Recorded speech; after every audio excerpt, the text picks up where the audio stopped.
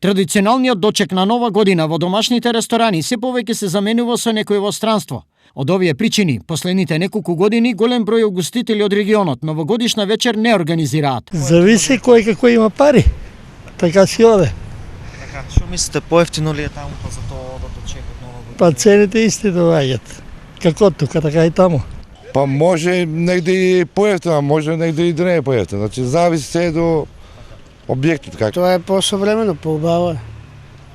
Тука не ли гледате како е живот? Јас сум 30 години надвор од нашата држава, меѓутоа Значи има поубав дочек на Нова година таму. сетоку. Потврда за ова стигнува и од туристичките оператори кои веќе резервираа многу патувања во соседството и подалеку. Значи и оваа година, како и секоја година, туристичката агенција Фериал Кашиков нуди повеќе аранжмани. Најевтините аранжмани почнуваат некаде околу 65 евра, па до 120 евра. Имаме дводневни и тродневни аранжмани. Најбарени се Будва, Истанбул, имаме и за Букурешт.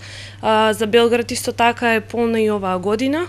Аргументи зошто домашниот дочек се замени со европски има многу, но не секогаш се во прашање парите.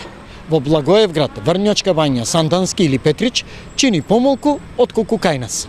Така, тридневен дочек на Нова година во Маврово, Охрид или Крушево чини од 100 до 135 евра.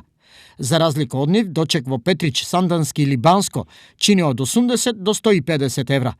Разликата во цена е евидентна и доколку станува збор за истиот аранжман, цените за дочек на Нова година во спомнатите места се пониски. Колку точно наши сограѓани годинава за празниците ќе ја напуштат државата во овој момент е неизвестно, но факт е дека тој број постојано расте.